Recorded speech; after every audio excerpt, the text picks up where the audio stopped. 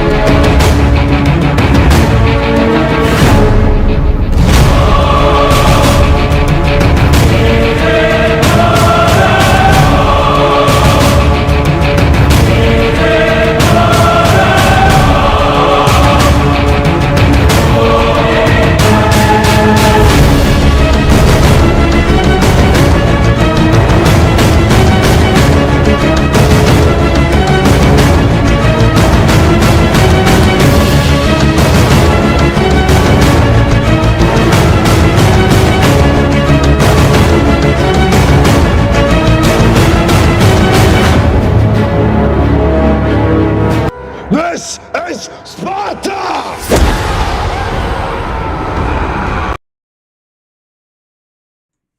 What is going on, everybody? We're back at it with another stream. So if it's your first time coming on board, please hit the like, share, and subscribe because This is Sparta!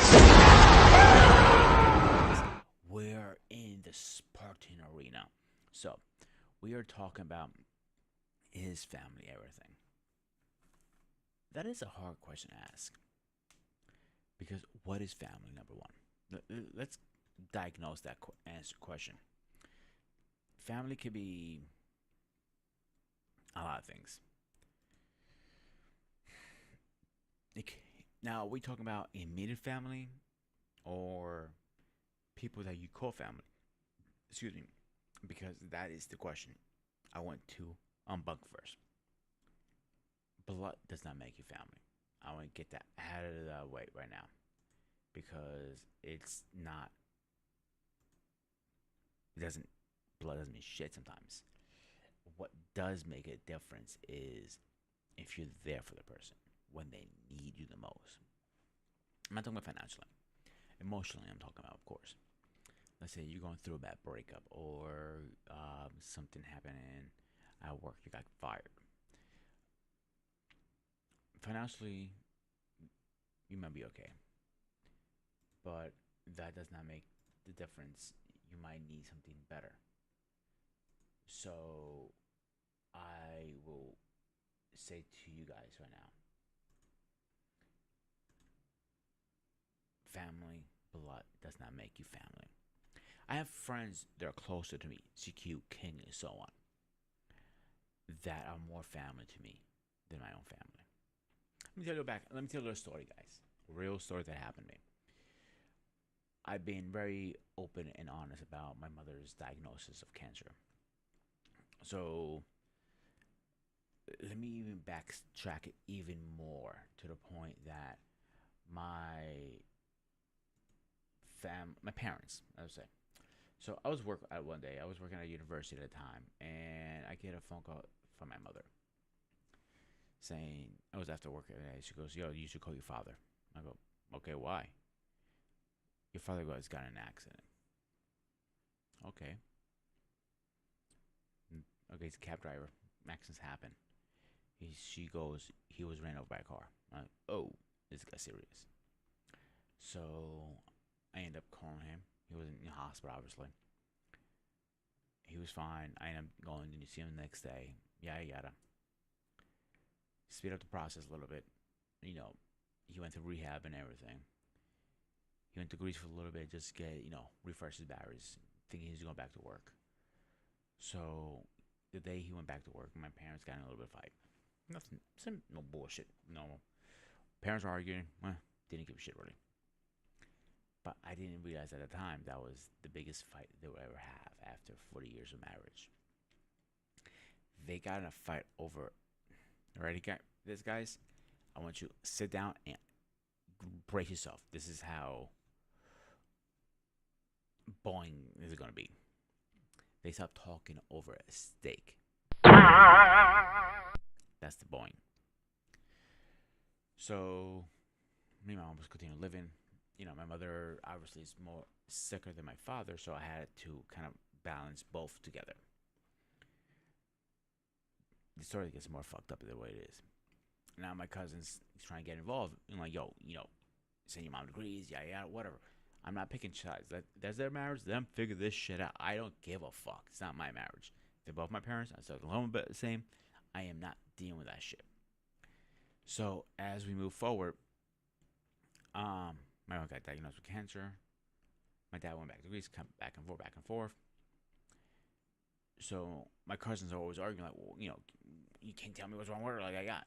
I go, dude, I don't even have the answers yet. The doctors don't even know. So how am I going to give you the answer what's wrong with your aunt? Because I don't even know. So one day my cousin's calling me, blowing up my phone. I had my watch. I'm like, oh, dude, I can't talk right now. I'm at work. My line of work at the time is very delicate with working in hospitals, nursing homes, because I'm a healthcare cook, healthcare chef. So I have to be very careful when I can't answer my phone. Now, during the patient line part, I do not answer my phone. I need to focus. Second part of that could consider also as HIPAA law violation, because they say, oh, we don't know you can take pictures of it, whatever the case, or keep information. Yes, I could have stepped off the line, taken it in my office, whatever the case is, or in my manager's office, whatever. It doesn't matter. But I couldn't because the line was starting. After the line ended, I called him. So his response was, after everything I fucking did for you? Really? So you're gonna throw that shit in my fucking face? Fuck you. So I text him at night. He says, yo, dude, listen, I'm gonna call you in a few minutes. I'm just getting home. Let me walk the dog. We need to talk about this. He goes, nah, I'm good. Really? Okay. So it was about a good year we didn't talk. I always kept tabs on him at the time. So as things are, progressing, I found out my aunt is not doing that well. At this point, my mother's cancer came back. So I'm multitasking work. My mother, who's admitted in the same hospital I work in, so it didn't, just a little news flash for anybody who's not in healthcare. It doesn't mean if your mother or your loved one is in the hospital, you can actually, leave your post. It doesn't work like that. You have to do your thing and act like she's never there. That's a fucked up part. So as the story continues, then I'm dealing with my cousin on top of that. Okay. And I'm dealing with that shit. Oh, by the way, before we move on too far, if you can hear me very well, hit me a yo in the comments so I know you guys are there live. And give me some feedback, please. Anyway, back to our interrupted story. So my mom comes out of the hospital. My mom calls my cousin. I'm not cool with him at this point still. And my mom goes, and of course we have Stacy in the building like always. Good evening. Please hit and like and subscribe as you join. As always, our unofficial cheerleader. So as the story goes on, my mom keeps going back and forth with him. It's just I find out her cancer is pretty bad.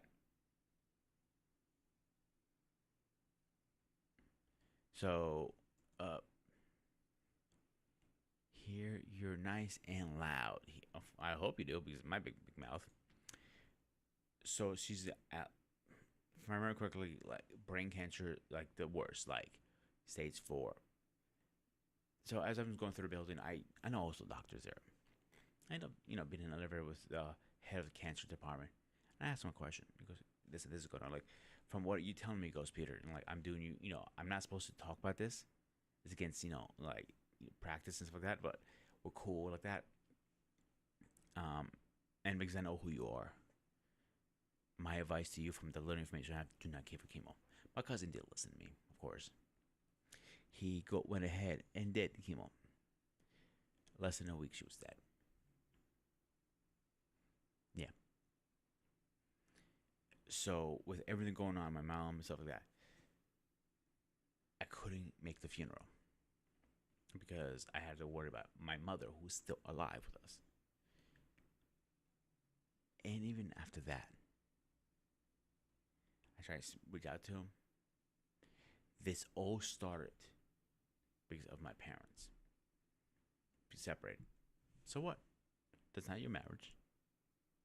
But people who was there close to me was always CQ, King, and so on.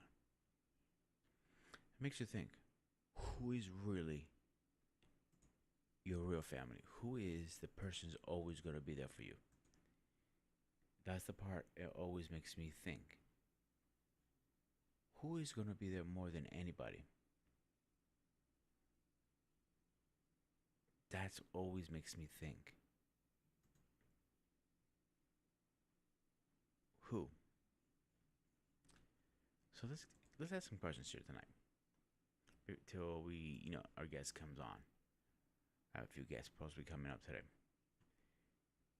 Okay, so is family everything? Explore the roles of family in a modern life. A thought-provoking show, our show of course, develops into a scenario. And I'll give it a scenario. I'm giving you my mom that example. So, how has the different of family evolution over times and format have changed and taken shape today? I think now than ever, family is a word we pass around like it's nothing. And that's one thing that personally it bothers the shit out of me. It always has, it always will. Because people forget the word family is just not a word. It's more than a word. Keep that in mind. When you call somebody family, it's not just like saying, "Yo, dude, we're like fam." No, when I say something like we're like family, I mean that we're like family. I get some people who came in my life recently. I would say I use Paul for example. Paul and me were being, I say, good friends for about a year. Yeah, about a year, and we blossomed in a really good relationship. I know that sounds really weird, but you know what I'm trying to say. Our relationship has gotten stronger over time. We realize we have more things in common, and so on. Do I consider him as family? No. Do I consider him as a really good friend I can call and ask for a favor? Yeah. He's my boy. He's my bro. He's my dude. You know what I'm saying? So let's get to the next one. In what way do you family provides emotional support? This is a good one. How current is the support for you? This is a really tricky one for me because support can come in a lot of different ways. Emotional, that is the biggest one for me. Support to back me up. Oh yeah, you got this, dude. Whatever. No, no, no. Fuck that. I don't care about that. I care more about the support of family, support of who we are, and so on. That's what means more to me than anything. That is the most important thing to me. and it's more important to me than anything else. And of course, we got Mariana back in the building like always at perfect timing. Hey, good evening. Let's give her a good shout out, everybody.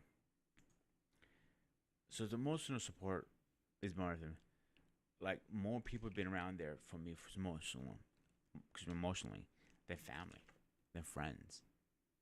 Call that. They've been better there for me. Not not cousins, not anything like that. Those guys have been there more for me. That's sad. How we have become so distant from the word family.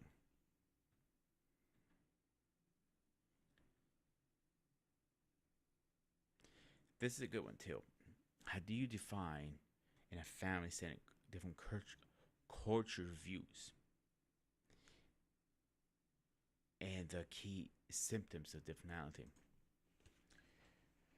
Ooh. So one of my cousins is half Greek and half Egyptian. Go figure, right? They Our views are pretty similar overall, the religion part of it, but our views in life is different. My cousin who lives in Jersey, I just talked about, we have different views on life, and eventually our views are not going to match up. One thing I will say, the way he acts sometimes is going to bite him in the ass. I'll leave it to that. So, challenges. What are some of the major challenges faced by family today, such as emotional, work-life balance, and technology? So, okay, we already talked about emotional. The work balance one is very difficult even to me to this day. And I'll explain why. Because I have a habit of being a workaholic at times. Sometimes it's my fault, sometimes it's my schedule, sometimes it is what it is. Excuse me. So, by saying that, I have a hard time balancing that out. I always have, always will. But I'm going to work on it still. I always work on it. As I'm getting older, I'm starting to slow down a little bit because my body can only take so much. I remember I used to work, 72 hours straight, no breaks. I was cool with it. Now, yeah, that's too much for me. So, by that said, the thing I want to bring to people's attention is when it comes to work, yes, work is important. I'm not denying that. You have to bust your ass. You have to do this. But you have to also make time for family and loved ones.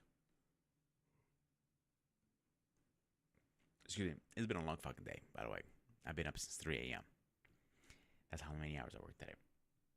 Today is my double day. Just to give you guys a little information. But going back to what I was saying, sometimes having that balance is very important.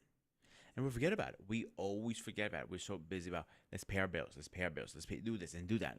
Let's go here. No, let's do this. No. Sometimes you gotta hit the brakes and spend some time with people who matter the most. Eventually we will. But you can do it now when you have time, not when they're gone. Alright.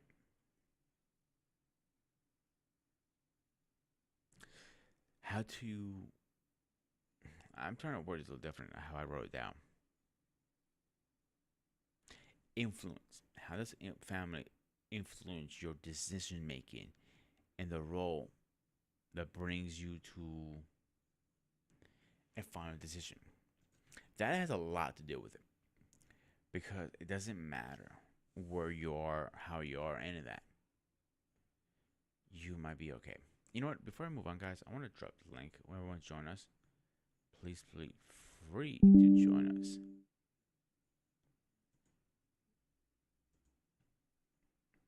second to drop it. And here we are. The panel is open. You're more welcome to join us, and let's have a great conversation. Let's see, where was I? Decision making is very important because whatever decision you make, they are supposed to support you, but sometimes they won't support you. They're gonna break the idea down, crush the idea. Obviously, I do understand some ideas are stupid and they should be crushed, but those ideas, a dream of yours, let's say you want to open a gym, for example, why crush it? I know it's a challenge.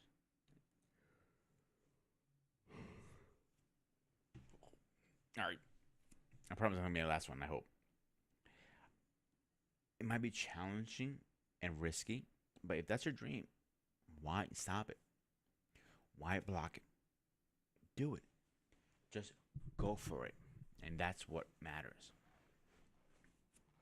But unfortunately, family doesn't care about your dreams. They care about themselves.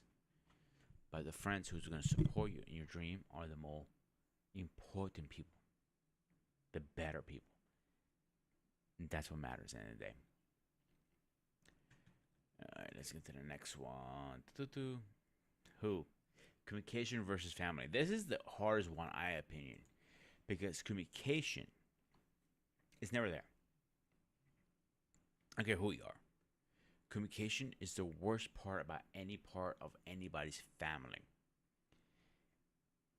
because you think you're communicating. You look at him right now, like I'm looking at you right now. Your family to me. Let's say we're related. I need help with changing my brakes. Sure. That's what they do. Nod the heads. That's it. But when that day comes around to help you change your brakes, I bet you they're gonna be not around or too busy. There are very few family members that you can count on. Very few.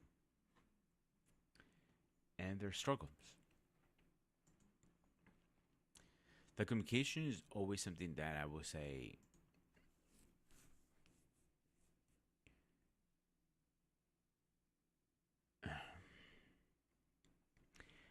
that you need to work on with your family. See, I saw every mistake my parents made with family. I'm gonna use my cousins again. My cousins really weren't there when I was growing up. They were too busy living their lives. The reason I did that for a reason. So when they came in my life, I was older. I could hang out with them, maybe for the good, maybe for the worse. But when shit hit the fan, they weren't there. They jumped ship fast as they could. Why? They're too busy with their lives to care about family. I thought family was supposed to stick there for you for good or bad, high roads and everything, thick or not. What happened was the old days that family used to stick behind you no matter what, had your back, right or wrong. They had your back. I'm trying to remember those old days. What happened to those days? Can anybody answer me that question? What happened to the old days that family had your fucking back? Please tell me.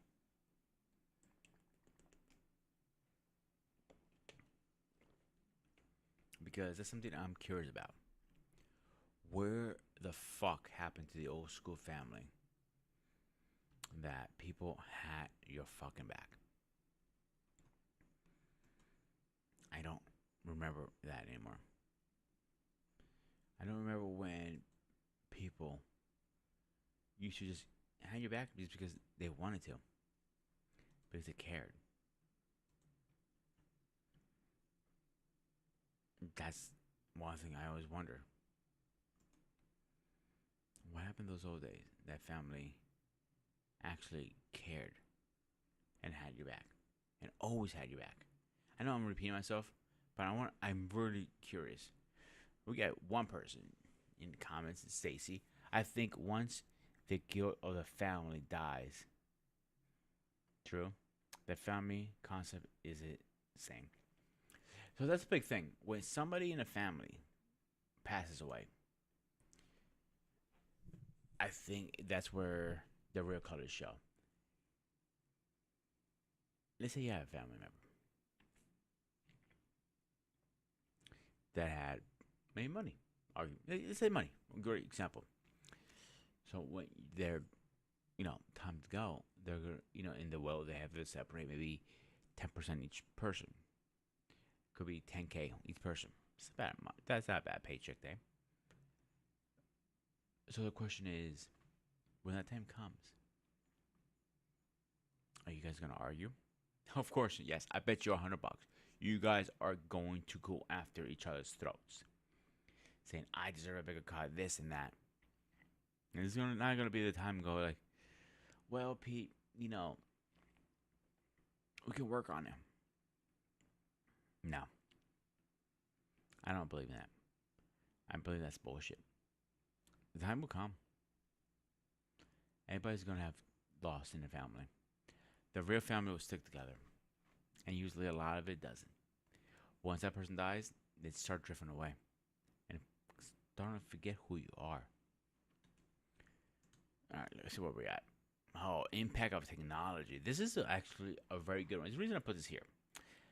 How has technology affected family, communication, and relationship? Oh, it has changed completely. Think about it. Some people have family on Facebook. Just on Facebook. Because they, whatever the case is. Let's say, I hate when this happens. Let's say, I'm trying to think now. Trying to think of a good example. Okay, they live overseas or they're around, they're far away. Whatever the case is, let's say they're overseas. Cheaper to have Facebook to communicate with them versus having them, making a phone call through your phone, for example, right? I get that. And that's part of the life. Okay, cool. I get it. But that family demand is going to be more a somebody just associate, not a family with him. All right, guys, let's get his first guy in here. Let's get his theme song on. And of course, we have salute Mr. President. Welcome. It's good, sir. How are you, my brother? I'm doing all right. How's my audio? Great, actually. You didn't have no audio problems, I heard? No. No. Just sound check. All right. So, you're a family man, right, Paul? Yeah. So, when you hear the word, is family everything? What comes to your mind?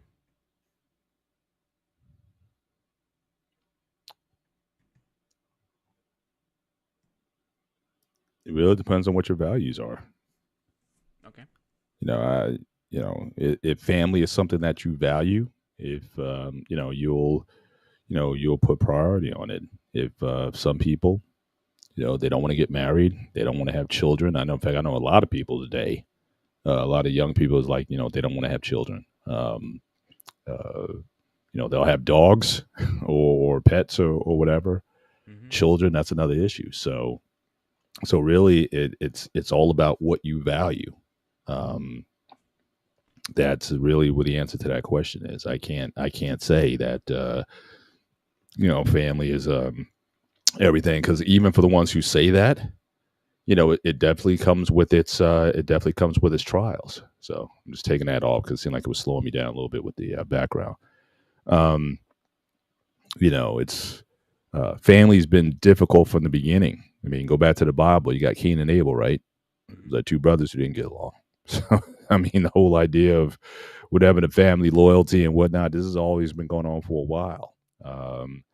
Certainly family is certainly a medium where you can, certainly create great legacy and build communities and build societies. I think that we certainly wouldn't get there without that sense of of family, but it comes with a lot of friction. It comes with a lot of issues that some things are never, resolved. So, we got to be real about, what the, what the expectations is, what you want, how you want your family dynamic. But it all, I think a lot of it ultimately begins with the man and the woman. Because again, a lot of the family dysfunction oftentimes comes when the man and the woman aren't right. So again, you had Adam and Eve, right? They weren't right. they got it, and then their two sons, Cain and Abel. They didn't get it right either. So it's like, so really, when you talk about the nucleus of the nuclear family, it really just boils down to two people. Two people. How you doing, Stacy? Two people whose oars are going to row in the same direction. That if that is stable, then you're going to increase your chances or enhance your chances of having a better family structure. But even then, it's still hit or miss because, again, people are going to be individual. I got 3 daughters, very different personalities.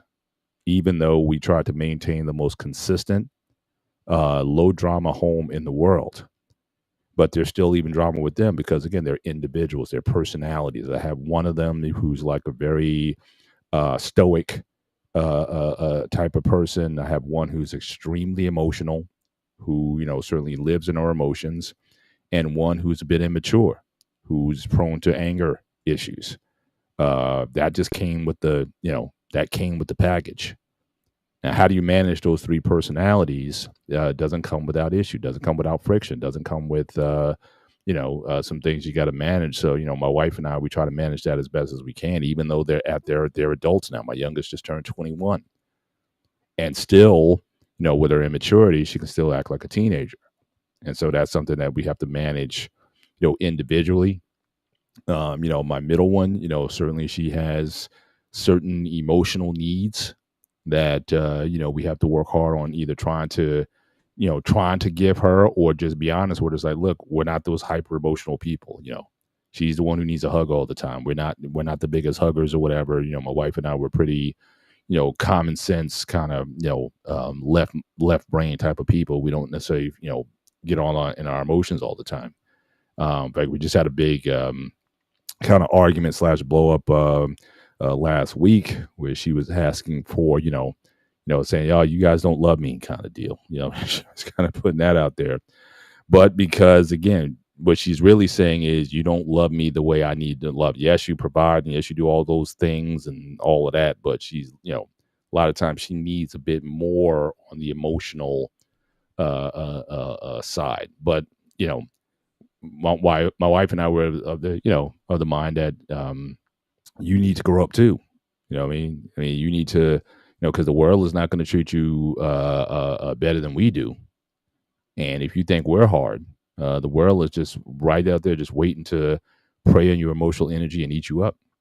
So you better get it from us, or let the world do something to you. So these are the things that we're constantly managing.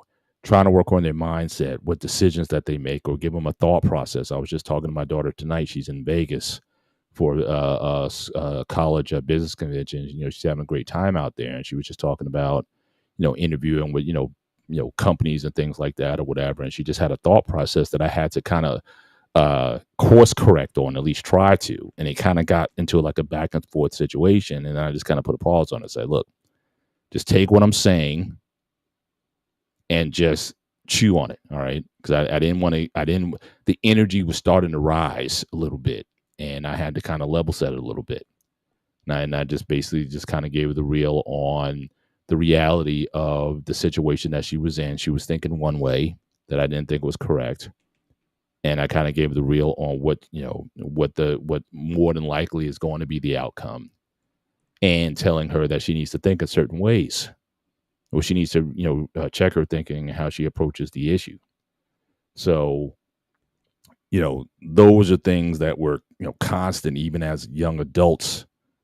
You're constantly in that, trying to make sure that they become well-adjusted individuals, but also with their drastically different personalities, how can they coexist? with one another. And it's not easy. And that's, like I said, with my wife and I, we're in our 28th season of marriage, and we're still, it's still a work. My wife, I think, sometimes talks a little bit more than I do, but at least it's good that we kind of have this energy. We're kind of the same mind, and we kind of, she may take it a little bit further than I would, but it takes a lot, and it takes intention, which again goes all the way back down to the beginning with, again, the person who you choose. Again, if the man and woman are not right, children are not going to make that any better. If you got problems, children do not solve your problems. Just like, children will magnify and bring out those problems to a much bigger degree. And if you're still dealing in your emotional state, if you're still trying to, flesh some things out, your kids are going to suffer for that. And so this idea of, and I didn't, I just joined a few minutes ago. I think you were talking about some cousins of yours, and I know we had a discussion on the gray area. Yeah, we talked about it a little bit briefly. Talking about, some of the, some of the issues you have with some of your family. That's just global. That's just worldwide.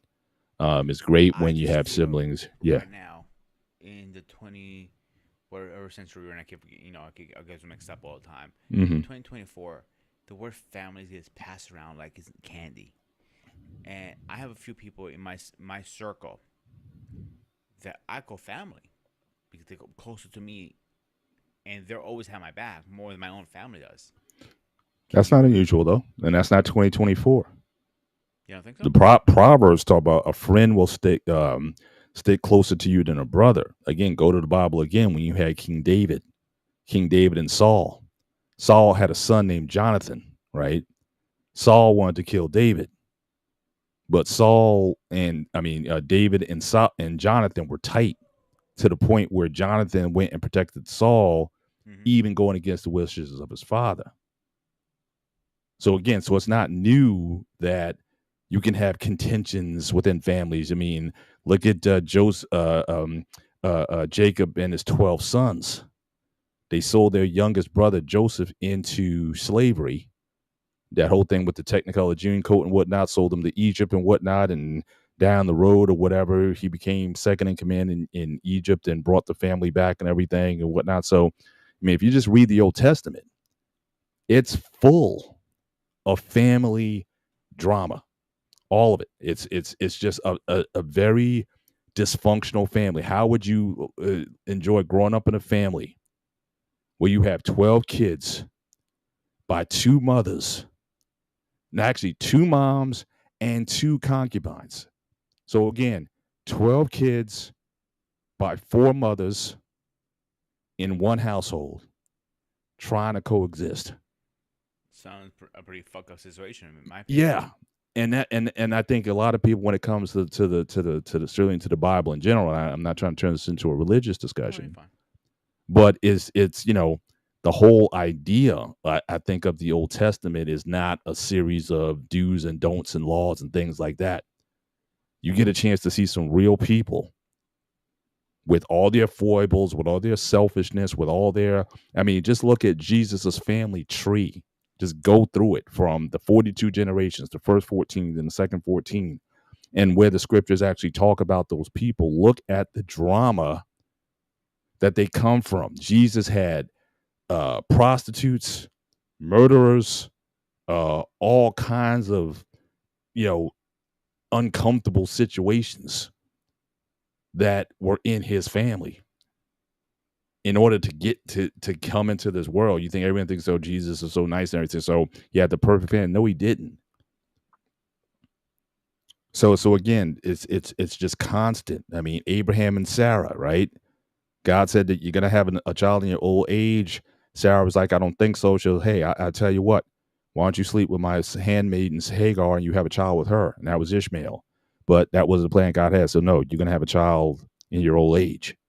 So again, you have a household where you got the baby mother, and you got the wife, and when Ishmael starts acting out, then Sarah's like, you got to put him out. Now you had the kids, but you're telling them that you got to get rid of them. Again, that sounds like, that's why I believe, call me what you want or whatever. This might be a totally racist type of statement. That's why I believe all those folks in the Old Testament were African. They were all black. Because you could tell a story like that. That kind of drama, I mean, has been the story of black families for as long as I've been alive. Drama, dysfunction.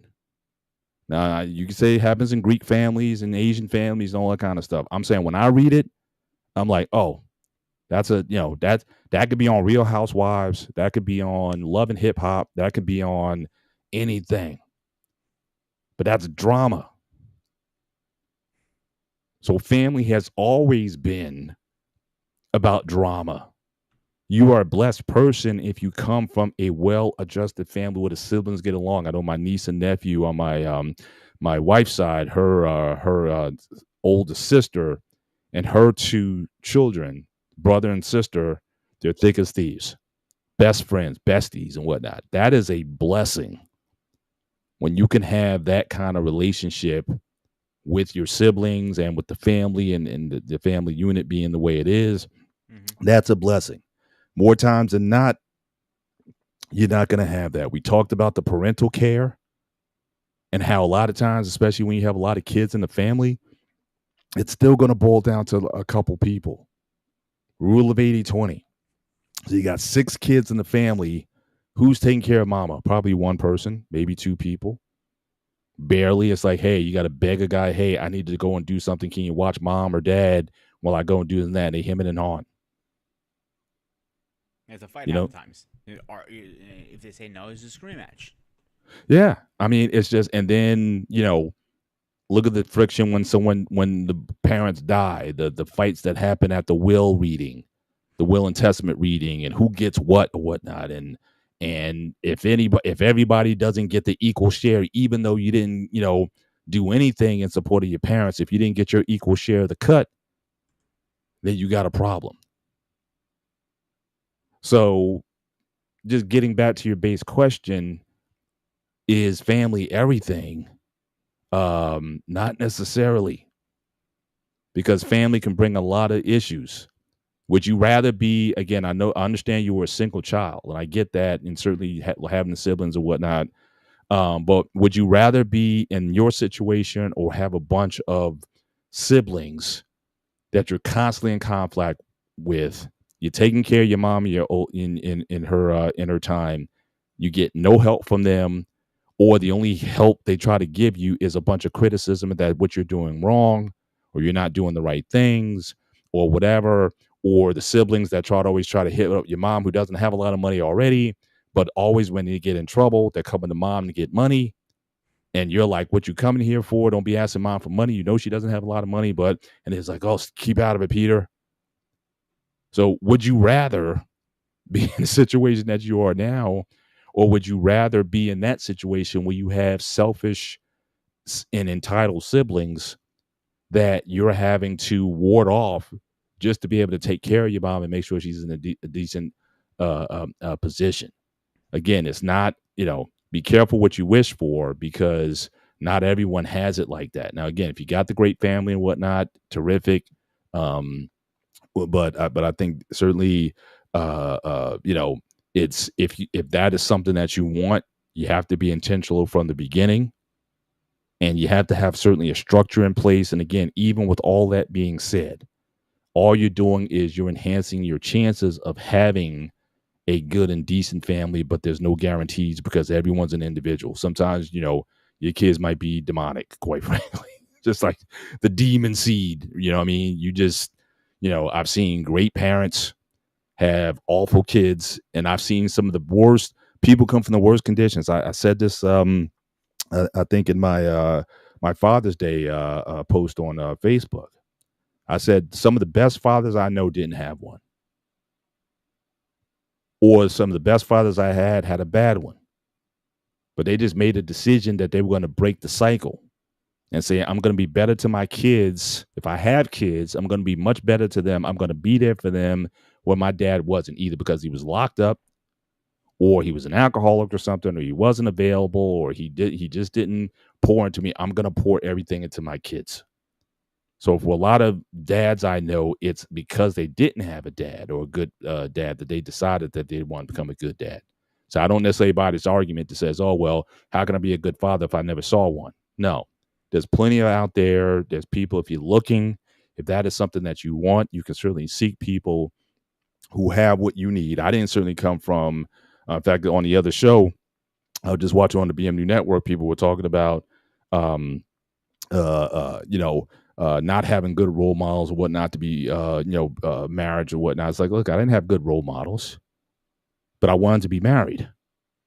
And when I wanted to be married, I sought out people who had good marriages. And again, ironically, they came from a place that I wasn't expecting.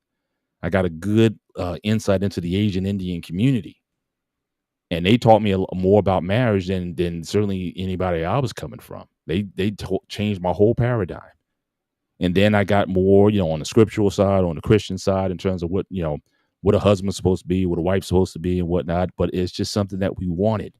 But you can look at our both of our parents were split up most of our lives. But we just decided that we just wanted to have good marriage, So I think it starts with you guys. It starts with what you want. It starts with having intention and keeping the drama out. But if you want a good family that you can certainly say, yeah, it's worth it to have down the line. Yeah, it's a lot of sacrifice. It's a lot of work, and it's something that like anything worth having, you gotta work for it, and so yeah, family can be everything if you put everything into it. And I agree. I agree with most of what you're saying. There are always factors that we don't know. Mm-hmm. Can we agree on that? Oh, definitely. Yeah. So, well, like one of the factors I think now today's family is a little different is technology, Facebook and text message. Before you literally had to pick up the phone and say, "Hey, dude, what's going on?" Can you agree or disagree on that? Mildly disagree. I think technology is just like anything else. I go back to that Thulsa Doom speech from Conan the Barbarian. What is steel? Steel's no better than the hand that wields it. I think technology has done an incredible amount to bring people together that couldn't otherwise. We wouldn't be talking right now if it wasn't for technology.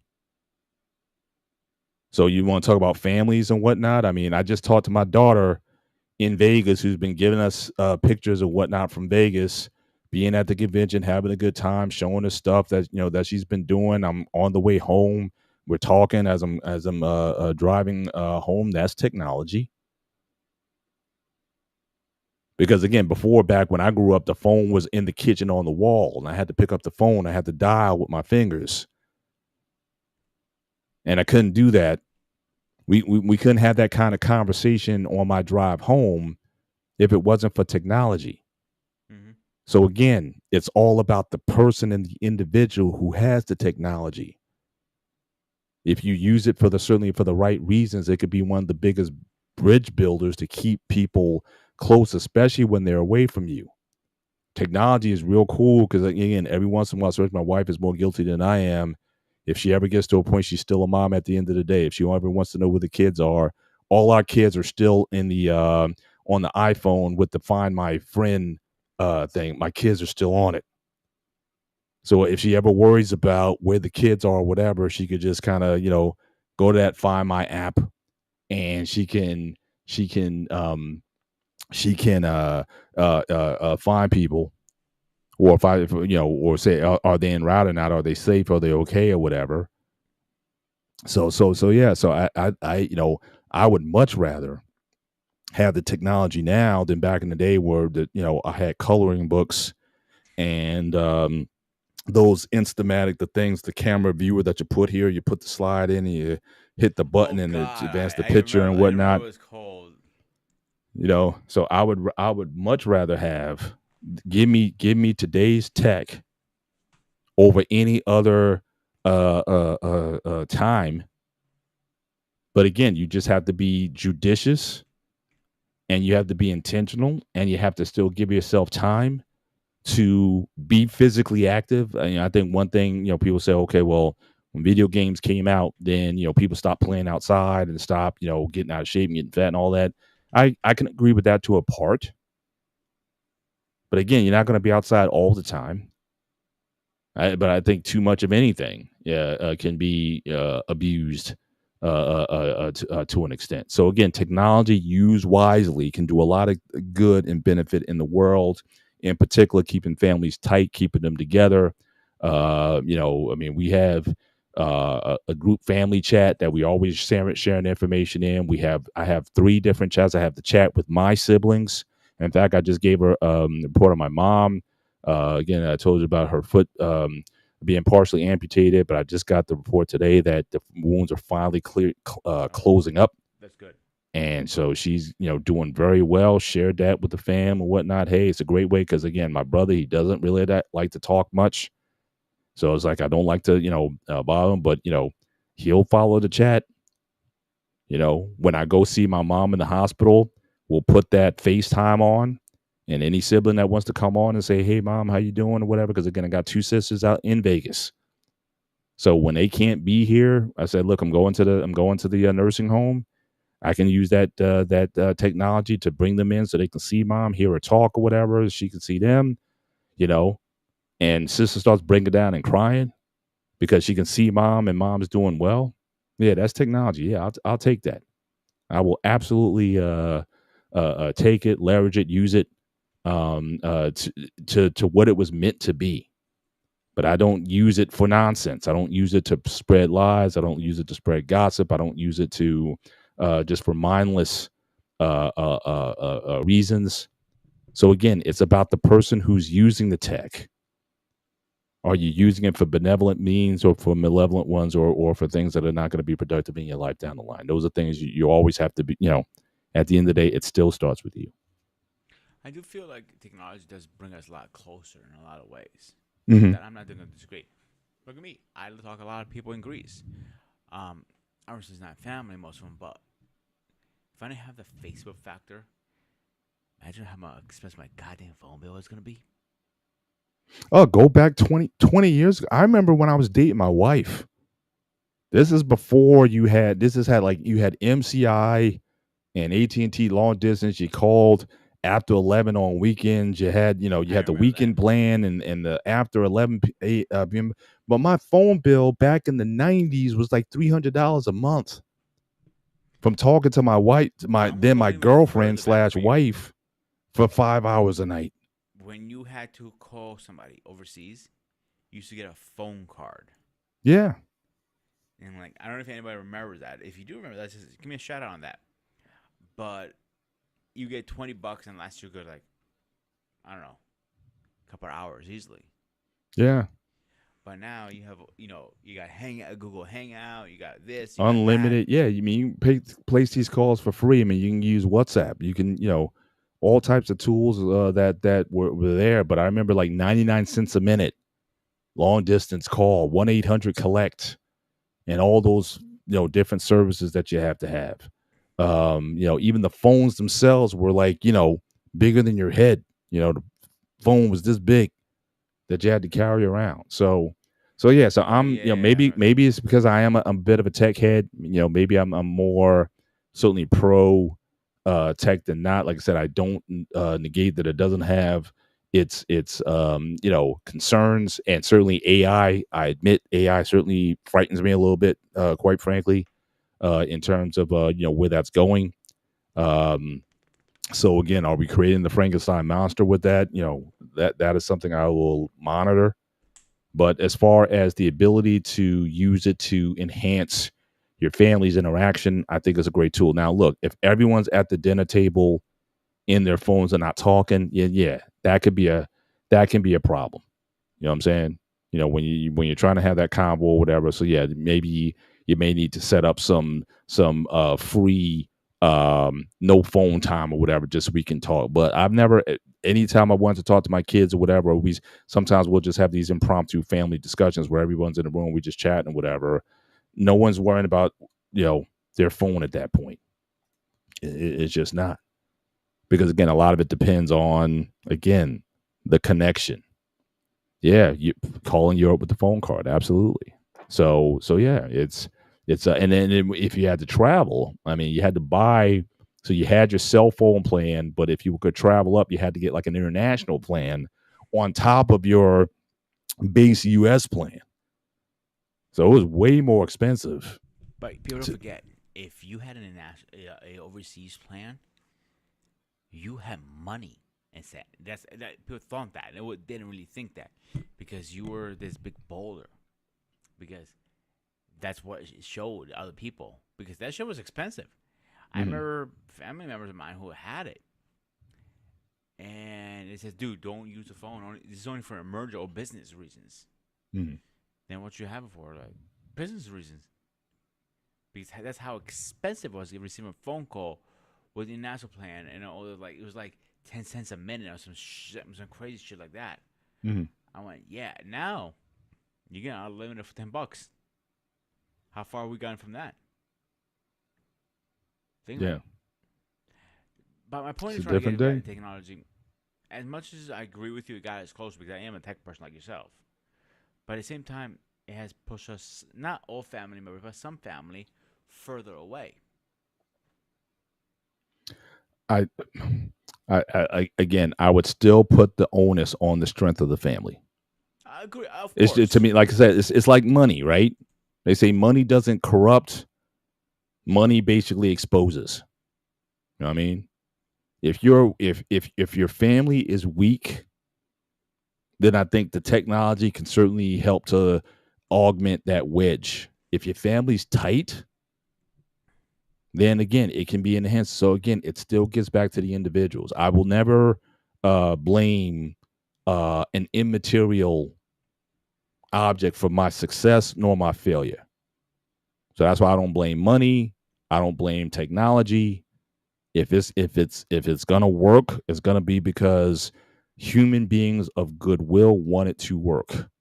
It's because we put time, resources, attention into that practice. That's so again, I'm never again, but I'm not gonna make a god out of an inanimate object or a thought or a concept to say, oh, well, this is the reason why. I mean, people talk about, oh, well, if it's in your heart, it's I mean, Jesus talked about that when it came to food. And he said, it's like, look, it's not what you eat that corrupts you. You're already corrupt. What always inside of you is what corrupts you. Food doesn't do anything. Food goes into the stomach and gets digested. So same thing with technology or anything else. If you lust after something, the lust is already there.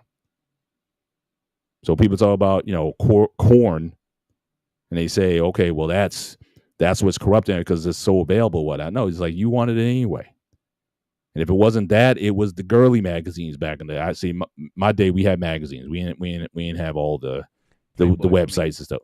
We had magazines, So or whatever. So again, it was always there. It's like people want to think about, people were doing the nasty long before social media or websites or whatever.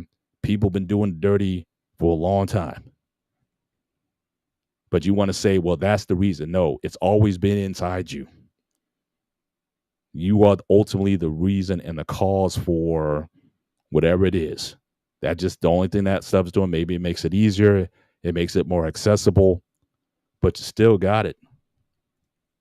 So it's almost like I always look at it like the analogy of, remember those horror movies, those stupid horror movies where the slasher's coming and you running away and you think you barricade yourself in the room Oh God, I remember that. And they and whatnot, and you think you're safe, right? And you're backing up. And then the slasher, you back up into the slasher. The slasher's been in the room with you the whole time. You think you're doing so much to get away from the slasher or whatever, but the slasher still somehow gets into the room. And that's a lot of times how I think about human beings. It's like we are ultimately our own worst enemy. I agree with that. And so therefore, the reason why a lot of times our relationships don't work is a lot of it is because of us, not us specifically, but just us, just human beings. We don't put the time in to make them work. And so, so yeah, it's yeah. So like I said, the question I think you're asking is a good one. But at the end of the day, though, I just think that, we just got a lot of work to do in terms of our own personal development and hoping that we can, we can change, if we have dysfunctional families or whatnot, the only thing we can do is be the best in it. My family's still dysfunctional in a lot of ways. I was just sharing that with my daughters, and I was kind of telling them stuff that, I guess they're old enough to hear now, as far as some of the dysfunction with my siblings or whatnot, stuff that they didn't necessarily know about. But I kind of told it to them in a way to say, look, I don't want 20 years from now you guys to be like this. You know what I'm saying? Like I've kind of lived through some of this stuff already, and I don't want it to happen to you guys. So again, just get your stuff together and just be nice, just be good to one another. Mm-hmm. So I that seems to be the thing I'm trying to tell them now is, be good to each other now, treat each other right, or 28 years from now you can have, look what's going on now.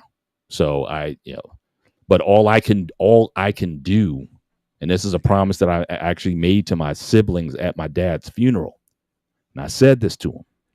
My promise to you guys is I will be the best brother I can possibly be to you, to each one of you individually. Whether I get that back or whether it's reciprocated or whether you guys treat each other better, I have no control over that. But I just vow for the sake of my father that I'm going to be the best brother to you. Mm-hmm. So I'm not going to, disrespect your name. I'm going to make sure that you're in the loop in terms of, certainly for our mother, I'm going to make sure that you're always informed of her health and condition. I'll answer any questions. I'll be there for you when you need me. So, and again, I've just done that just because, I just decided that I was just going to be a good brother. Without wanting anything from, like I said, the thing about it was cool. I don't want anything from them. You know what I'm saying? I'm not emotionally, I'm not looking for a pat on the back from them. I'm not looking for validation. I just want to be a good brother to my family. We've grown up with a lot. We endured a lot, every single one of us or whatever. And I just came to a decision that I just want to be a better member of the family. That starts with me. And if someone gets inspired, what's that? Do you consider yourself as head of family? In a lot of ways, yeah. Mm-hmm. Yeah. And it's interesting because my oldest sister, she kind of baptized me a little bit when we were talking about my mom. She went into this palliative care program, and basically, she acknowledged to everyone in the room that basically he's the one who makes the decisions. He makes the shots. He makes the call. Now, again, I can't tell them what to do, but certainly when it comes to certain things, yeah, I am consulted. So it's definitely something that and I'm the youngest. My brother got me by 6.5 years, so I'm very very young relative to everybody else. But certainly, I think. What's that? Are you the baby of the family? Yeah. Yeah, by 6.5 years. Yeah. So and the bunch of them, they're all kind of grouped together. They're like like a couple years apart. So they're all between my brother, who's the next one up, and the oldest, they're 6 years. So again, 4 siblings in 6 years. So they're relatively unsuccessful. Like I said, my parents weren't trying to have me. So it was like, yeah, big time. Yeah, but it worked out. And those are things that you certainly, as you mature, as you grow up, as you realize, you start asking God, like, why are you here, and whatnot. You just realize there was a purpose for me being here. And so that helped me just release a lot of, if I had any jealousy or envy or anger towards them or whatever, I just let all that stuff go. And I just enjoy the position that I'm in, that, when I say something, yeah, it carries a lot of weight. When it comes to this, especially when it comes to her care, or just decisions that I had to make, certainly on behalf of my parents. It definitely, now I think I've earned their trust to do what's right. And, and so again, but that started with me, though. You know what I mean? And that's the best thing you can do as a sibling, as a family member. Can I be the best version of myself? So I have two questions for you right now. Yeah. The first question is, over the years, from history in your personal life, do you think family has evolved in a different way now? Not sure about your question. Rephrase it again. So let me how I put it the first way. How I have it in my notes. Has the over the decades of family evolution over time has changed the meaning of family? In some ways, yes. I think you even talked about it. Family doesn't necessarily mean your nuclear blood family anymore. This is where my follow-up question is. So go Yeah. ahead. So it's definitely, it's association, your friends, your lifelong friends or whatnot, your organizations, your fraternity, your sorority, those people who align with you ideologically. So I think that it's certainly broadened to an extent, but in some ways it hasn't. Like, especially in Black ADOS culture, like the family reunion is a pretty big, even to this day, it's still like a pretty big deal, especially if you have roots in the South. The family reunion, where that's like all of the, because back then folks just had tons of kids. My dad came from 13 kids and my mom came from 9. So big families and whatnot. So they had the big reunion. Everybody kind of came together and whatnot. But there were people who were family members, or you consider family members, that weren't even blood relatives to you. It could have been the kid who was just down the street, who probably didn't have a family of his own, but he just came to everything that your family did, and he was just part of it. So that person would come to family reunion, and you knew they weren't DNA, but they were always there. So you just brought them in. So I think even in the ADOS community, we've always had this sense of family that's not just blood relatives to you that comes in. But I think even more so, I think the dynamic is it's a little bit more fluid in terms of who people consider family or not, and it doesn't necessarily have to be related by blood. It's the people who you vibe with. The other thing that I think is also maybe and again, I don't think it's necessarily, well, I wouldn't say it's a bad thing, but it's just interesting. And again, you and I are pet owners, right? Or pet parents, so to speak. Again, back 20 years ago, they never said pet parent, right? They said I'm a dog owner, I own a dog or whatever. Fur baby, and a lot of those terms that you hear people use now when it comes to pets. I think certainly it's become more prevalent in society that pets are certainly considered more. In fact, it's almost, with some people, it's almost offensive to use the term pet.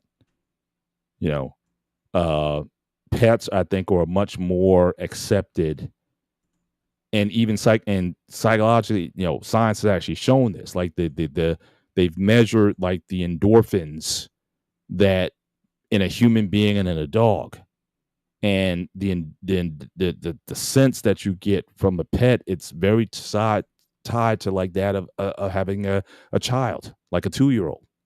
That I think the dog human canine bond, I think, is much more personal now than it used to be. I mean, back thousands of years ago, I mean, they were workers, they defended, they guarded, they did, certain things. But I think just certainly in Western culture, I think dogs have a much more preeminent time in the lives of families than before.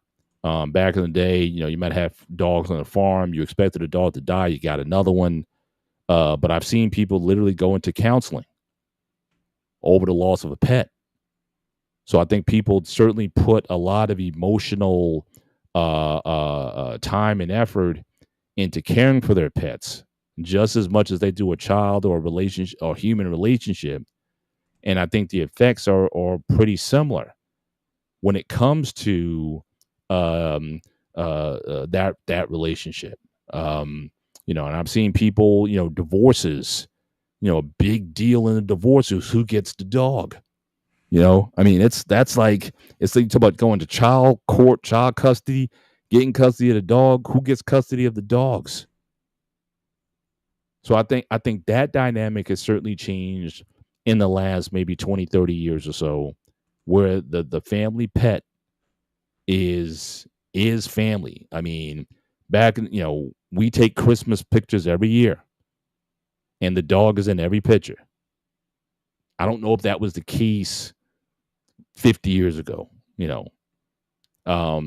We wouldn't even consider having a dog outside. Now, again, some people, like I know my brother-in-law, my cousin's husband, actually, he's a hunter guy. So for him, the dog has his dog house outside. Now, again, the dog house has a heater, and it has, it was like a high-tech dog house. You know what I mean? But the dog is still outside. We wouldn't even consider our dog sleeping outside at all. Same here. Our dog sleeps in the bed with us. Literally, like, and my wife was like, when we get, even years before we even had a dog, she was like, look, if we ever do get a dog, there's no way in the world the dog is sleeping in the bed with us. And at any given time in the middle of the night, I know the dog is not in bed with us. When I wake up in the morning, the dog's in bed with us because she put him in bed with us. So I'm just saying that kind of closeness where we accept dogs into our beds, like literally, is certainly something that I think is certainly different. And again, with young people, Gen Zers, a lot of these girls, I mean, Kevin Sam used to say all the time, if you want a man, you need to get rid of the dog, because that dog is keeping you single. Or the idea was, well, look, if you treated a man the way you treated the dog, you may have a man. Because again, you cater to the dog, you pamper the dog, you do all those things. Well, they say, guys, all we want is a little pampering, a little petting. Also, you pet us and pamper us. That's all we need too. So again, I mean, Stacy's even confirming that now. Yeah, the dog is in the bed. Yeah, but I think that's different. I mean, a generation ago, they would have thought it was sinful to sleep with a dog, and I mean that literally sleeping. I'm not, I'm not going there, but you know what I'm saying? It's the closest and the affection that people have for animals, to the extent that you have these young, very attractive women got 2 or 3 Yorkies or whatever, and that's their family. That's their, or if they do have a relationship where a husband was like, look, if you want me, you got to look my dogs also. It's a non-negotiable when it comes to the prospect. So I think people put a lot more energy into that than in years or decades past with the dog. In fact, it's interesting because I was just curious. I was reading up on some law, and in terms of law, dogs are still considered property. Because I asked a question, I was thinking about a question like, what if, say, if someone tries to steal your dog or harm your dog, and you go after them, just like John Wick, it's illegal still. Like you don't have a right to basically exact bodily harm on someone if they try to hurt your dog. Bullshit. Because the dog is still, I'm just giving you the law. I don't agree with it. I'm just giving you if you look up your laws on pets, they are still considered property. And just so it's just like if someone came into your house and stole your 85-inch TV set, you do not have the right to shoot him in the back. Oh no, I'm not gonna shrimp in the back. I'm gonna shrimp in the balls.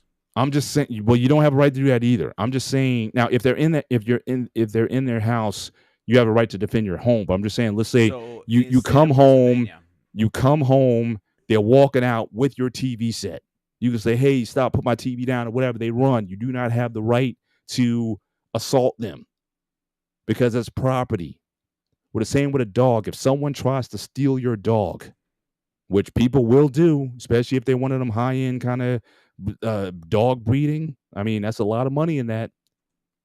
And so if someone tries to steal your dog and you use um, deadly force, you're still going to jail for that because the dog, it's not like you're protecting your child. It's not the same thing. But as far as how human beings take that, it feels that way, but the law hasn't caught up. But I do have a feeling in the future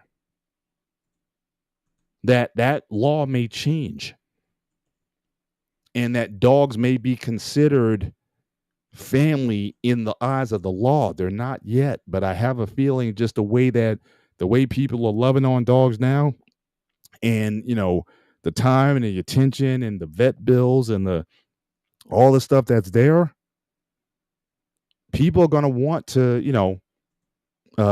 see some things changed. We always that show we talked about on dogs with Trey, who was in the military with the dogs, the canines and all that kind of stuff. Them dogs get a military funeral. When the dog dies, they get taps, they get the whole thing. That dog is considered an officer. So I think that's going to change the landscape also. So that's for me, that's the major change I'm seeing. People are certainly getting married less, having fewer children, and children are being replaced by pets, especially dogs. And that is certainly something that with any society, you got to have 2 kids on average to keep a society going. I mean, we talk about Social Security running out and all these things or whatever. You got to have every person have a couple kids. With the 1 kid policy, China tried that and it was disastrous. So you got to have 2 kids, or 1.6 is actually the actual number, but obviously you can't have 1.6 kids. You got to have 2 kids. Be fruitful and multiply. Well, multiplication for most of us starts with the number 1. So 2 times 1 is 2. You got to have 2 kids in order to multiply. And so if that is going to be going down, if pets are going to be starting to take over, because people just don't want to deal with the family issues. Either they came from a family that had drama and issues, and they just don't want to perpetuate that. Plus, you don't have control. I mean, as human beings, as I said earlier, you can come from the best family and still have the demon child. And so, how do some people just don't want that burden or responsibility. It's like how my child's going to turn out, or how can I mean, dogs is on orders of magnitude way easier to deal with. Yes, they require a little more diligence like a baby, but in terms of cost, you don't have to worry about saving for college or buying, keep buying clothes every year because they keep growing out of stuff. Yeah, a little dog food or whatever, a little, pay a vet bill, get an insurance plan or whatever. Dogs are way less maintenance than having kids. And their behavior, because they're domesticated, their behavior is way more predictable than you would with having children. Because we go through stages. You got puberty, you got teenagers, you got adults, you got all kinds of stuff that's going on. And some people are just choosing to do that. So they may even get married, but they said, you know what, no kids. Or they said, look, I got plenty of nieces and nephews to love on. I'll love on them.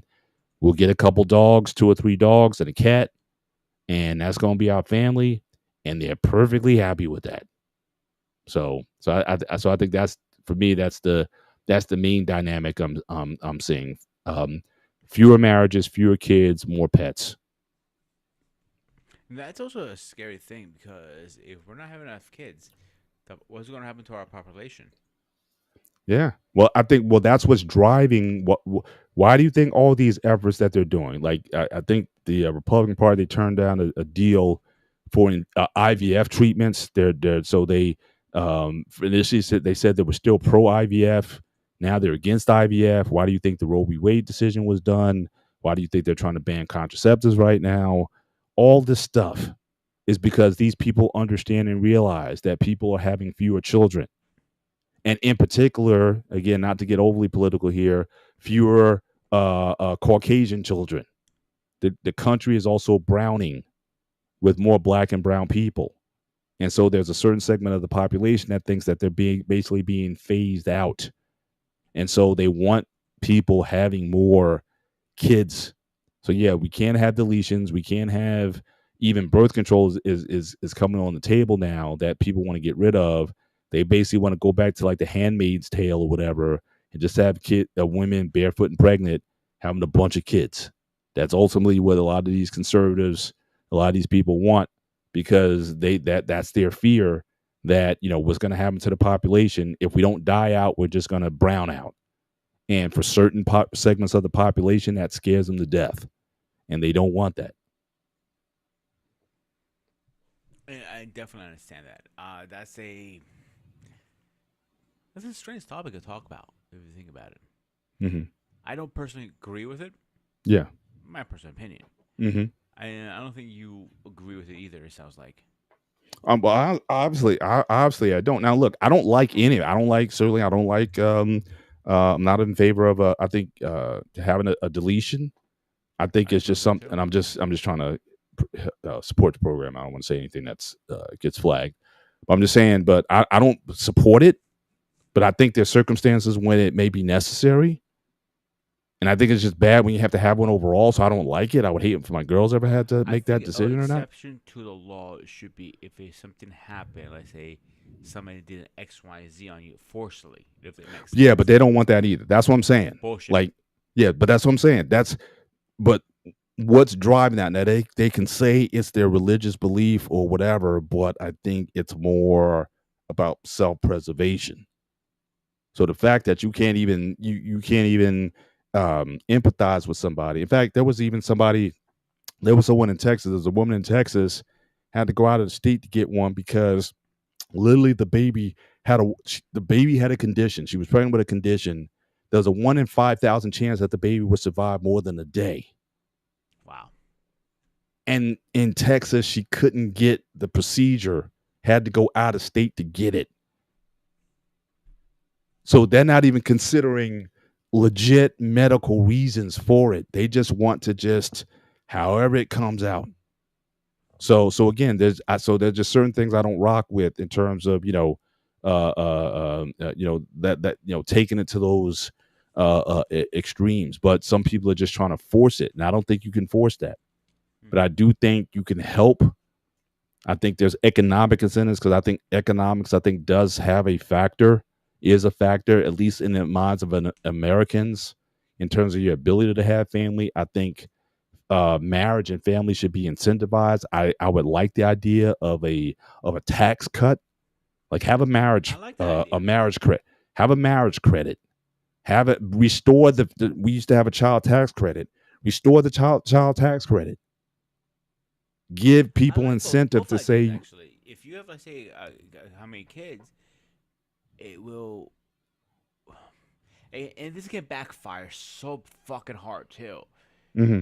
Because if you remember with the whole Section 9 stuff was going crazy, the EBTs or like beginning early 2000s I'm talking about, of course, that people were popping kids right and left just to be on. Well, again, I would put some parameters around it. I'll put some. Well, see now, but here's the thing. Now, if those people are legit, then they have to be for it. So it's like it's one. So you want the child to be born, but you don't want the child to grow up. You know what I'm saying? Like how the kids, but so you don't want anybody getting the procedure, so you're gonna have all these kids. Who's gonna take care of them then? It's like, oh, you're on your own. We don't want you to delete them, but you got to take care of them, and you're not capable of doing so. But that being said, again, I will put an incentive for families. Okay, so if you're married, so if your filing status is married, filing jointly, I think you should get the child tax credit for as many kids as you have. No exceptions. Because again, the stuff that you're talking about, those folks aren't married. Those women, they're not married. They just, they just wilding, But I'm talking about you want to be married. You believe in the nuclear family, whatnot. You want to help people stay married longer. Again, incentivize it. Because again, finances is a major thing that keeps people apart. So again, incentivize it with that to help keep people together. Now, again, I know someone like Trey, he may fight me on it and say, hey, that won't work or whatever, or we shouldn't be incentivizing stuff. But I'm just He saying, doesn't believe in marriages, from my understanding. yeah, but but he And I has a personally disagree certainly with that. economically he has a certainly way of thinking about things, and I respect it. He's a very smart guy, so I respect his views on certain things. But I'm just saying that I think that giving an incentive to help married people, I think would be of benefit, because again that is an economic factor. I talked about this before, that the only time that America really invested in men was after World War II. 7 million soldiers came home from World War II. They went to work in the factories. They used to be war factories, but then they became assembly plants. And They that's got the when the GI Navy was Bill. invented too. They got the GI Bill so they can go to college and get skills so they can get a better job. And they got FHA. FHA was Here's my issue created. with this. Yeah. What's that? And I agree 100% what you're saying. So Mm-hmm. don't take it. But Sure. me thinking in some other ways too. Some people say, "Oh, maybe if I make it a bargain deal with X, Y, and Z. Now we're married. We have one kid. You see where I'm going with this? Mm-hmm. Again, you're never gonna legislate out people with evil, corrupt intent. That's always That's going to the be problem. there. So if you're thinking, okay, well, there's going to be abuses in the system. There's abuses in everything. Yeah, there's people. There's auto insurance fraud, homeowners fraud. You're not going to get rid of fraud completely. That's just not how it's going to work. But if you think there could be something gained or advantage by helping people stay married and by giving them a break with raise, and if you want these married people to have children, then again, cut them some breaks. Because again, kids are expensive. Like I said, way more expensive than a dog. And like I said, a lot of people are choosing the dog. Would you rather have kids or the dog? I You want ask a both. bunch of Gen Zers right now, I'd say probably half of them would say, I want the dog. Dogs may get into stuff. They may chew up your shoes. They may do stuff. They may have an accident here and there, but they're not going to have a temper tantrum. They're not going to say, "Mommy, I hate you." They're not going to, do stuff. If you get them spayed or neutered, they're not going to come home with a bunch of kids. So for a lot of people, it's like, hey, and I get that same emotional attachment. And yes, the dog may only live 10, 12, 15 years tops, but I can get another dog. Is that So same?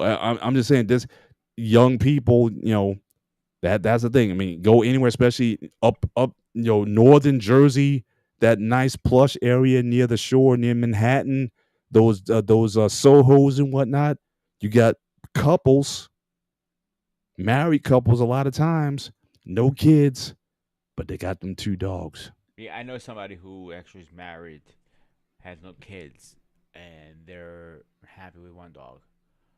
There are factors in the middle too. I'm not sure. I don't remember the factors. It's not my business. I'm not going to spread Mm-hmm. their business out there. Mm-hmm. But he doesn't have. They don't have family. He and she doesn't have kids. Right. The little Yorkie is their fat kid, pretty much. Yeah.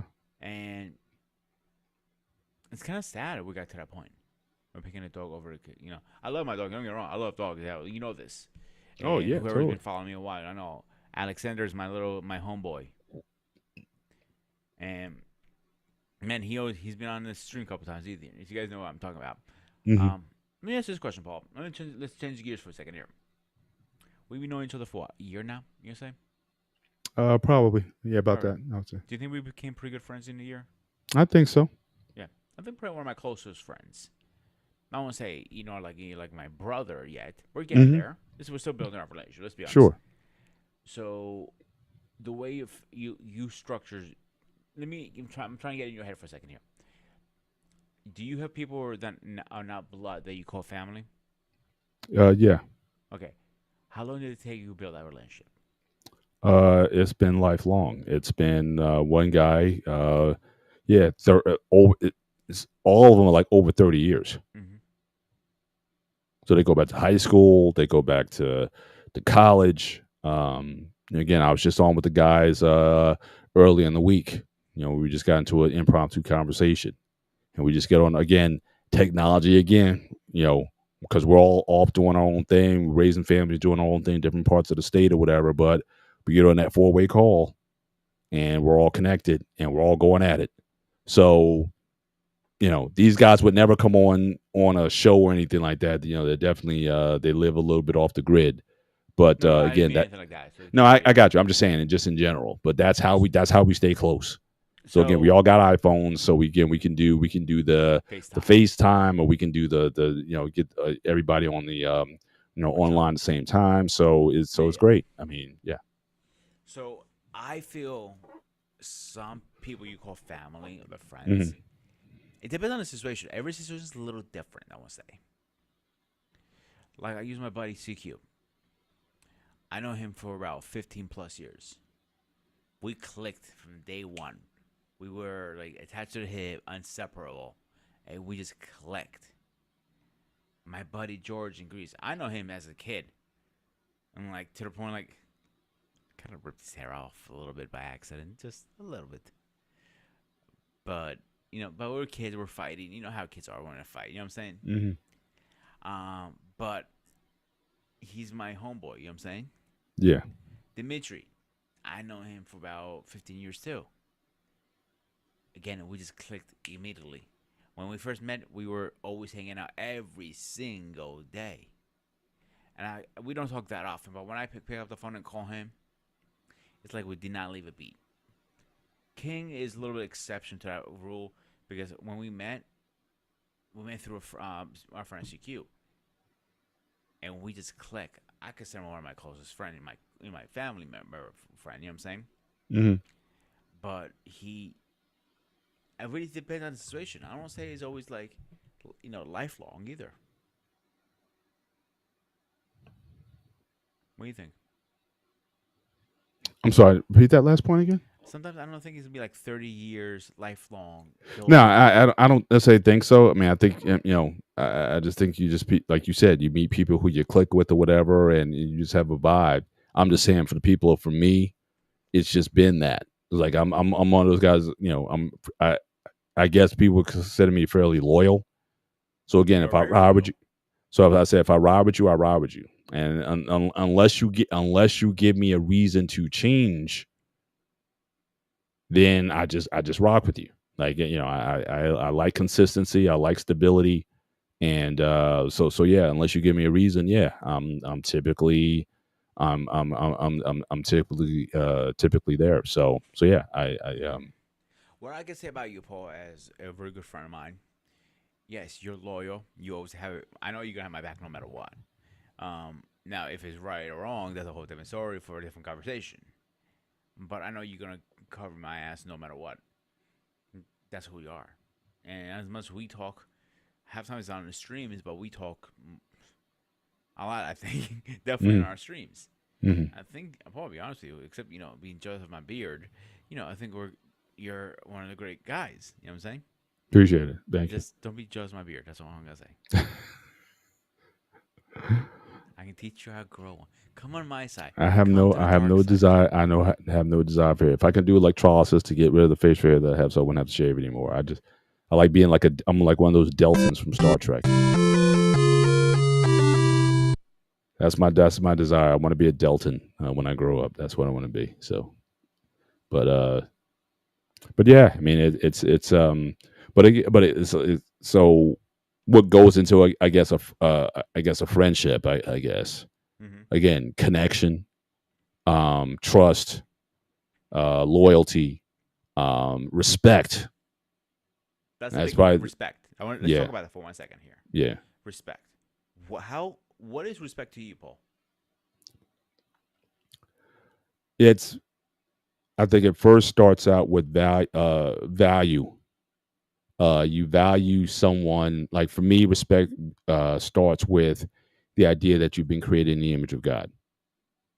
So I respect just as a human being. I think that's where it starts with me. And I'm going to be held accountable for how I treat you, whether I know you or not, or whether I meet you on the street or not.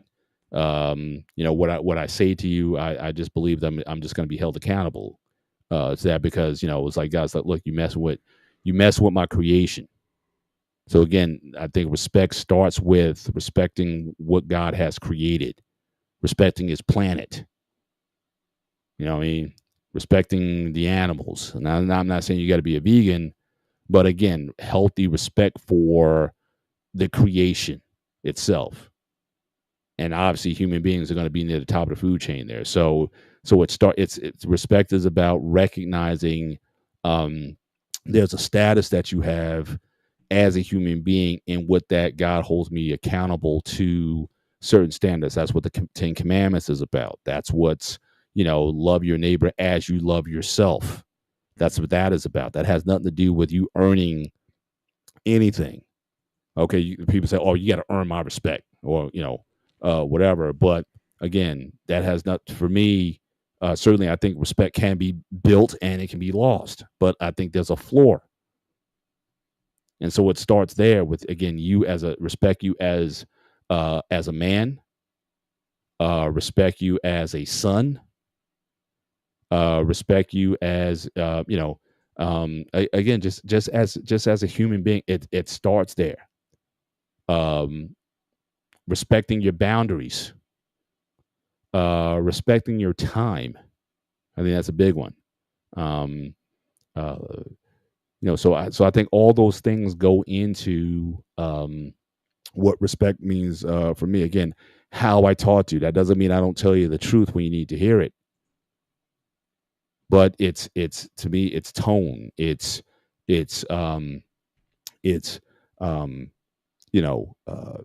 again, telling you the truth. So if I disagree with you on something vehemently, or I think you're doing something wrong, respecting you enough to tell you. So yeah, so it's a lot of things on that level for me. But but also respecting your privacy. Mm-hmm. So again, I'm not gonna go into a place with you that you don't necessarily want to go, or that I'm not welcome to go in, and say, look, I don't want to talk about that. That's kind of private, or whatever. I'm just like, I'm not going to prod you on that. To an extent, respecting your choices. Now, again, I can give you my opinion. Look, I think that's a bad decision that you're about to make. But at the end of the day, I need to respect your choices. But at the same time, recognize that you're going to have to live with those choices. And don't count on me to bail you out. So you talk about, I got your back. I'll only have your back to an extent. If you're the dude who's always getting into fights and getting into trouble, then we can't be friends. We just can't. You know what I mean? So anyone who's going to bring that kind of that drama to your life, that imperils you to an extent, then that person isn't respecting you.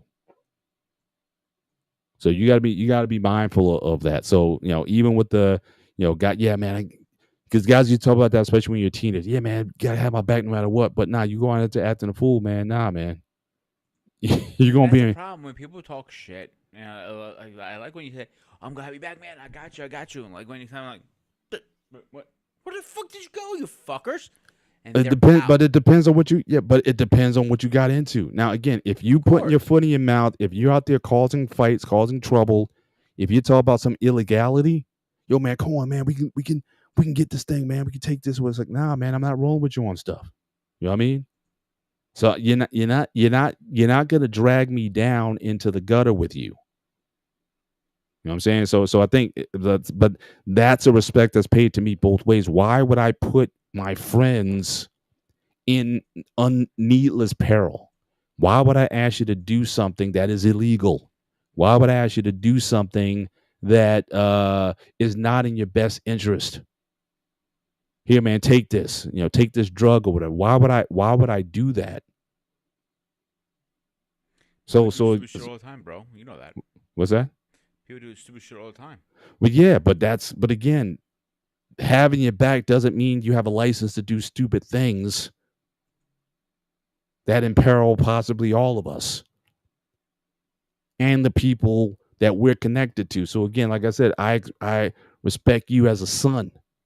I'm not going to have you in a position that compromises your ability to be a son to your mother. So I might be like, yo, man, come on, let's hang out. Let's go here. Let's do this or whatever. You're like, look, I got to take care of my mom. I'm not going to make you feel guilty or whatever. Oh, man, come on, man. She'll be all right. Come on. No, you got responsibilities. If you were married and had kids, like I said, some of my best friends, the guys I was talking about, we don't spend a ton of time together because I know a lot of these guys are dads and husbands and they got business to take care of. I respect that. That's a sign of a true friend, especially when y'all been homies for a while, but then you get serious, like really serious with a girl. If I'm a true friend, I'm not going to be giving you heat because you're spending time with someone who you talk about potential wife material. No, because I think that's a good thing for you to find a wife. I'm going to support you in this person, you pursuing with this person. If you think she's, worth spending the time with, then I'm going to encourage it. I'm not going to get jealous or envious because you're taking care of this aspect of your life. But you see it with a lot of these so-called friends, as soon as you bring an opposite sex in, it's like, oh, so you don't want to hang out with us anymore. Oh, you're doing this or that. Or and women say this all the time. So, oh, that man taking all your time, whatever. Or, you don't need to be around him all the time, whatever. And that's why a lot of these women are single. Because they got their friends talking, trying to monopolize their time, talk about they don't need a man or something like that. But ever since you got that man, yeah. But I'm just saying, but that's what's keeping people apart from one another. Mm-hmm. So again, if I'm your friend, it's about your long-term best interest.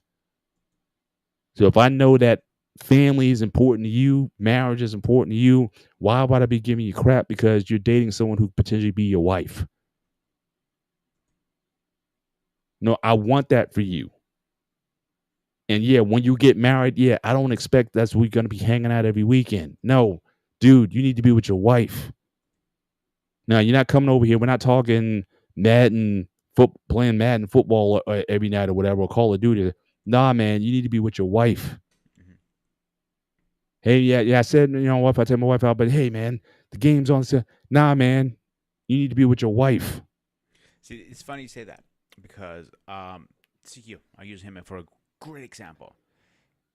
When I met him, he was already married, but he didn't have my little homeboy, I call him now, his son, Logan.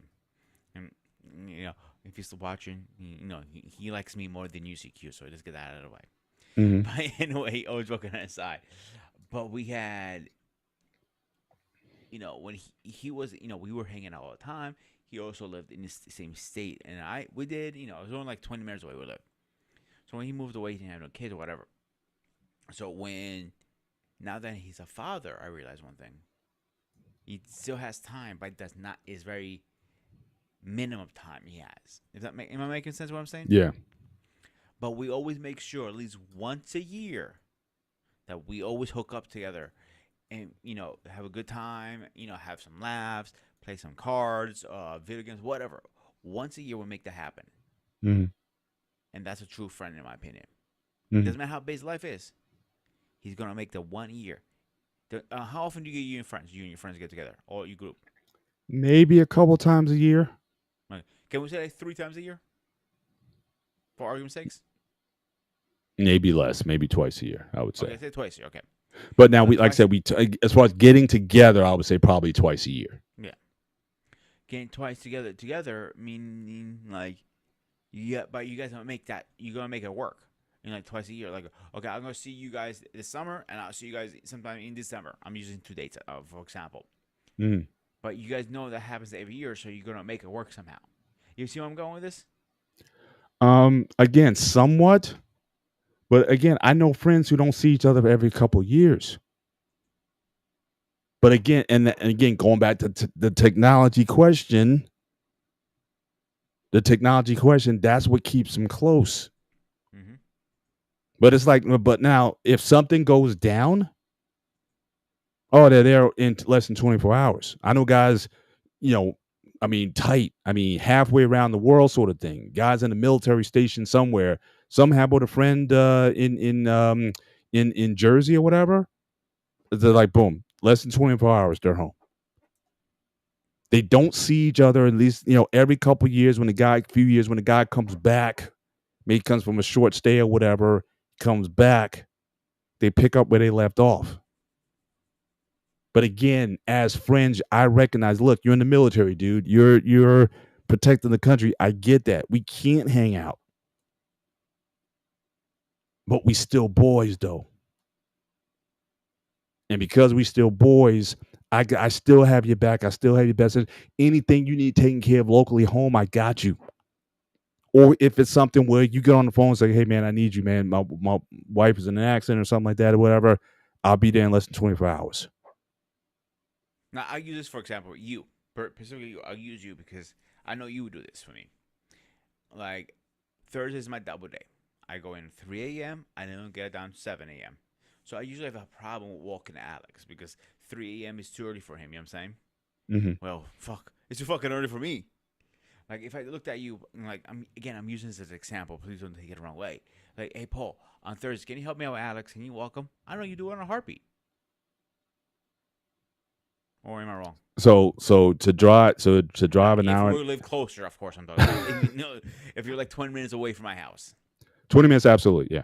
Yeah, I don't think you would do it. I'm not thinking you're going to drive an hour and a half, almost, an hour and a half to 2 hours. To walk your dog for 20 minutes. Yeah. I think that would be a little that'd be a little too excessive. But yeah, let's say if you had to go away for a while. Look, if you needed me to watch Alex, where you went away for a week or whatever, Alex and Doc, they'd hang out and we just take care of it. Yeah, absolutely. Yeah. That wouldn't be an issue. To me, that's a part being a family member to me, doing something like that.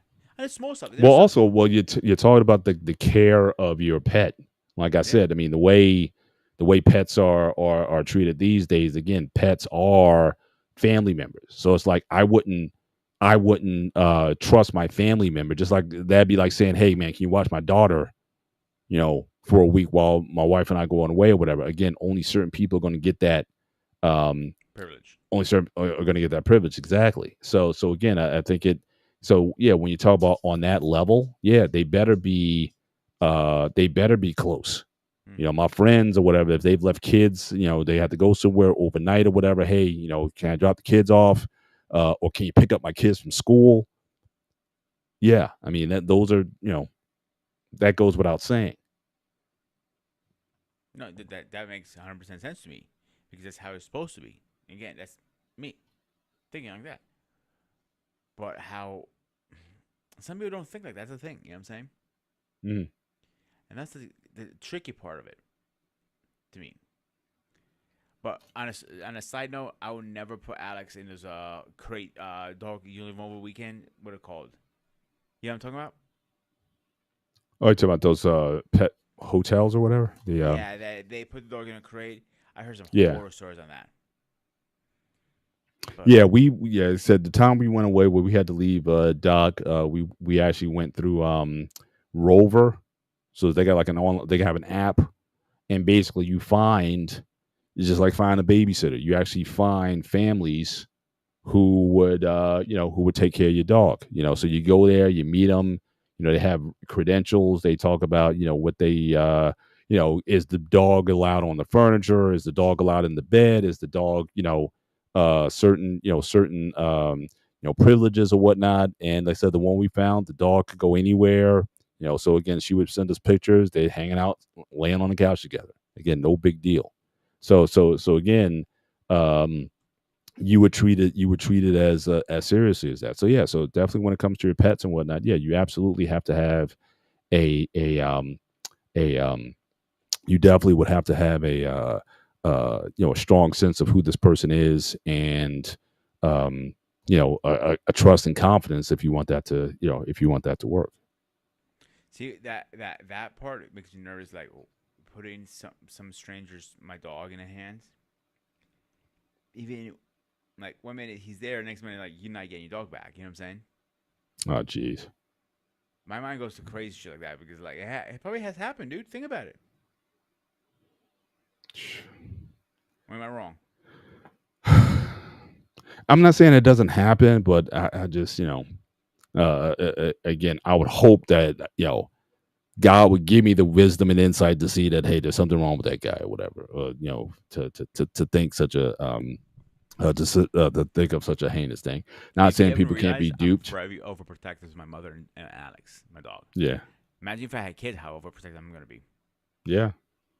So Yeah. So you gotta be careful with that. Absolutely. so we're in the last 10 minutes. Let's close it out tonight. Sure. We're early. hmm You want to finish your final thoughts really fast? Well, again, I kind of came in midstream, but you're talking about, is family, what was the title? Is the most important, or family's everything? Mm-hmm. Yes. Uh, that's up to you. Is you have to ask yourself that question. How important is family to you?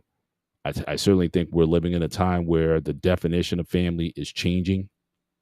Um, Even down to what makes up what's considered, it's not even about human beings anymore. So I think that, as we keep moving in this direction, then that dynamic is going to, certainly require some consideration in terms of how we think forward. But it's ultimately, family starts with, I think, you as the individual. Then it starts with the couple, the husband or wife. And again, I said this earlier, kids will not improve your relationship. Kids will put the greatest strain on your relationship. So if you're talking about having family, meaning children, you better make sure that your relationship is good. In fact, my wife and I, we were committed to 3 years. We said we were going to be married for 3 years before we had kids. So not only did we abstain from sex before marriage, we committed ourselves to 3 years in marriage before we even considered having kids. And even then, it still wasn't easy. But if the kids came before all that, I don't know if we'd be here today. So I think that, I think a lot of families could be saved. I think a lot of families could be more intact if the man and the woman, the husband and the wife, however you want to define it, you want to do common law, you want to do, however you want to phrase or define that. I'm not getting into that argument tonight. If you guys are right, you're going to greatly enhance your chances of having an intact family. But you still got to deal with the individuals, how they're going to grow up. They're going to be different. And, you can say, I treat everybody the same. You're going to realize that you can't do that either. Because like I said, I got 3 very different types of daughters. Very different. They're polar opposites in a lot of different ways. And you got to be able to speak to all of that and make sure they're whole. But, a lot of these families are not whole. They're just not.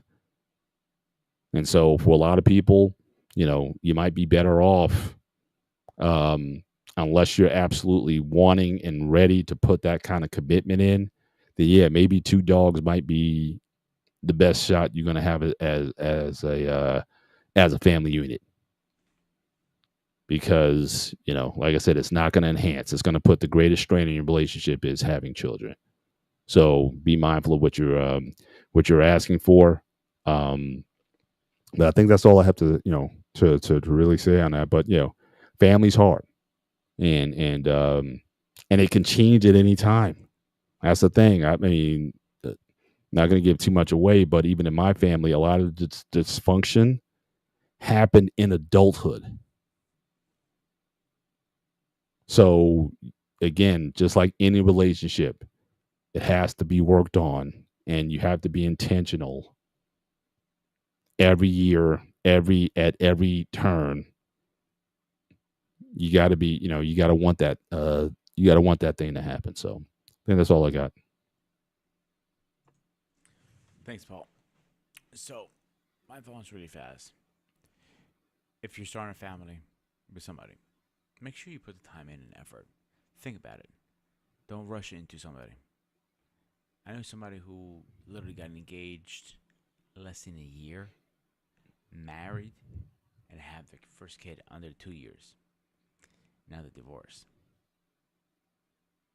The point I'm trying to get to is make sure if you're going to start a family, make sure you're ready to put the effort and time into it. And that's all I'm going to leave it to.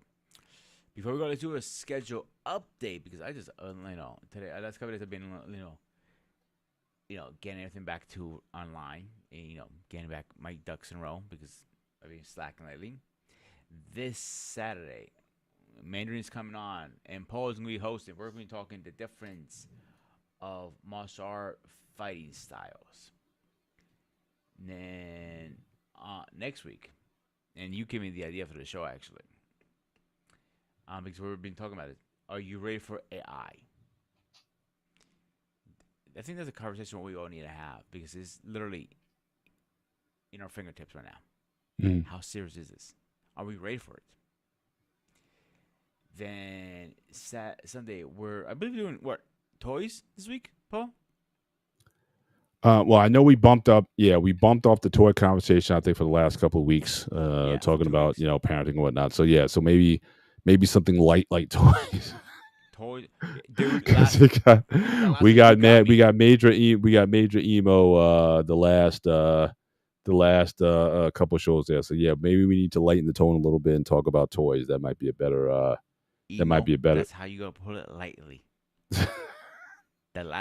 You had me and David literally crying on a live stream. That wasn't the intention. I know it wasn't intentional, but that would happen. Yeah, no doubt. But we're gonna be back with the gray area, and like always. So that's where we're at with our streams right now. Oh, also a little more further in. Not this Saturday, but next Saturday, the 29th, where we're doing a show on the new iOS 18. David will be coming on that. He's going to be talking about that. Hopefully you can join us, Paul, because I know you're a tech guy. Not like you guys. I honestly, I don't even get down on that level like that. I use it as far as getting to the specs and the architectures and whatnot. Now that's totally David, and I don't know how deep you get into it, but I'm pretty knowledgeable. And the week after that, the 6th, we're talking about French Prince of Bel-Air versus Family Matters. Interesting. I think they're going to be a good show because both of them were good shows back in that day. So I think it's going to be a good episode. So except that, I am Grooming Reviews, Ghost of Sparta, Peter, and every other name you can think of. He's Paul. As always, stay fresh, stay safe, and I'll see you guys on the next one. Take care, guys.